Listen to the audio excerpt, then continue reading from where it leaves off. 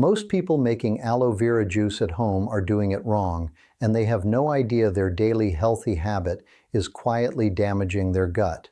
There's a specific compound hiding inside every aloe leaf that, if you don't remove it the right way, turns this powerful plant into something genuinely toxic. By the end of this video, you'll know the exact step-by-step method to prepare aloe vera juice safely, the real benefits backed by science, and a serious warning at the end that almost nobody talks about. Let's get into it. Aloe vera juice is made from the gel inside the leaves of the aloe vera plant, one of the most studied medicinal plants in the world. The gel itself is loaded with vitamins A, C, and E, plus a solid mix of minerals. Together, these nutrients give aloe vera 4 core properties: antioxidant, prebiotic, anti-inflammatory, and immunomodulatory. But here's where things get serious.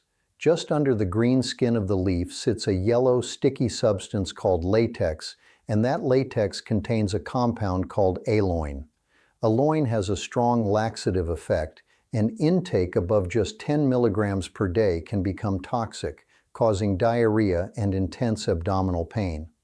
You can buy aloe vera juice ready-made at health stores, which tends to be safer, or you can prepare it at home, as long as you remove that latex correctly. Now to the part everyone clicked for, how to actually prepare aloe vera juice the right way at home. Follow these steps exactly, because skipping even one of them is what causes most of the problems people experience. Step 1. Choose fresh, mature leaves from the plant. The thicker, the better, because thicker leaves hold more clear gel inside. Rinse them under running water and dry them completely with a clean towel. Step 2. Take a pair of scissors and carefully trim the small thorns along both edges of the leaf. Step 3. Cut off the base of the leaf where it was attached to the plant. Step 4, and this is the most important one. Stand the leaf upright in a glass or container and let it rest vertically overnight. This is what allows the yellow latex to drain out by gravity. Skipping this step is the single biggest mistake people make, and it's the reason most homemade aloe vera juice ends up doing more harm than good. Step 5. After the leaf has rested, lay it flat on a clean surface and slice off the side edges along the full length of the leaf. Step 6. Gently lift the top layer of skin with a knife, exposing the clear gel inside. Step 7.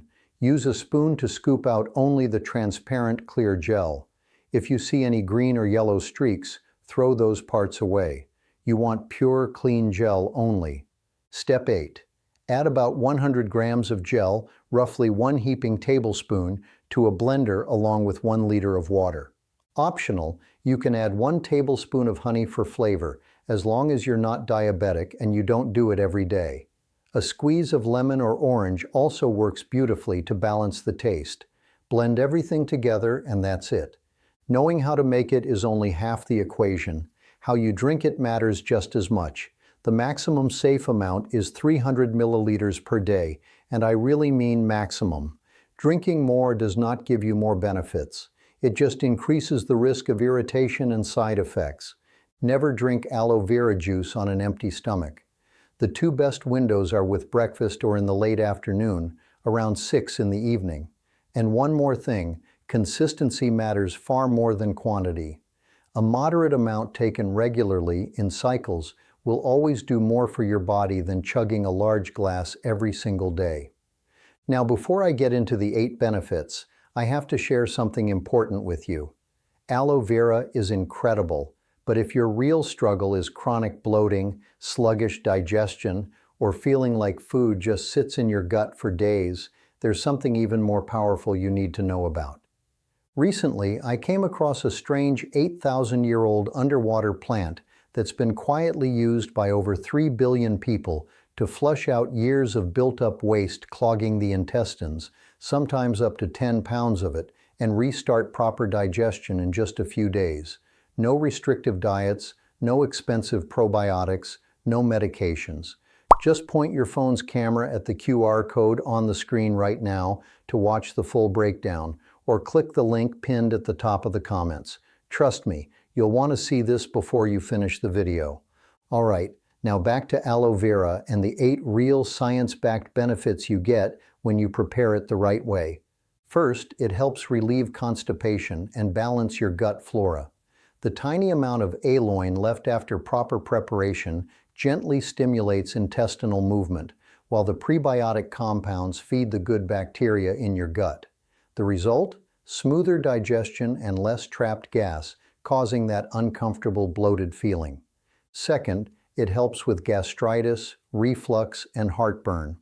Aloe vera stimulates the release of digestive enzymes and helps neutralize excess stomach acid, easing that burning pain in the upper stomach that so many people deal with daily.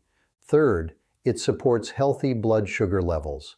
The combination of flavonoids, aloe, and vitamin C improves how your body responds to insulin, which is especially relevant for people managing type 2 diabetes or insulin resistance.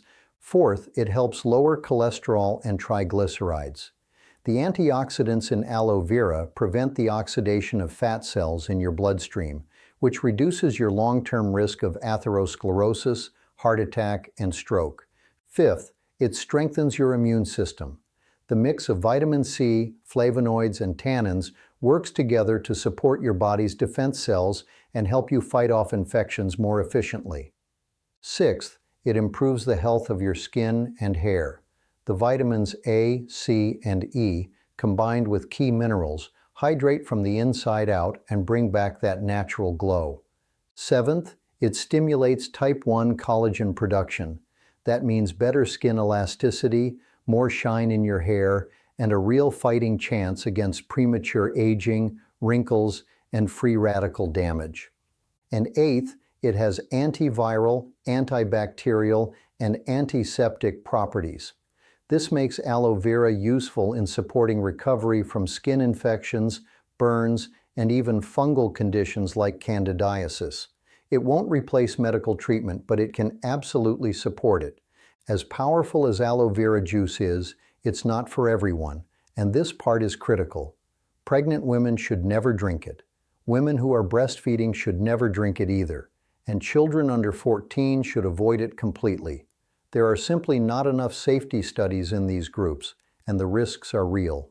Even for healthy adults, drinking too much can backfire badly. Excessive consumption has been linked to acute hepatitis, meaning real damage to the liver. It can also trigger nausea, persistent diarrhea, and severe abdominal cramps. And if you're taking any kind of medication, especially for diabetes, blood pressure, or the heart, talk to your own healthcare provider before adding aloe vera juice to your routine. Now, the warning I promised at the beginning, and this is the part almost nobody talks about.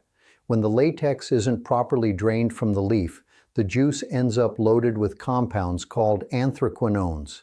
These compounds are powerful intestinal irritants, and over time they can cause real visible damage to your gut. The first condition is called melanosis coli.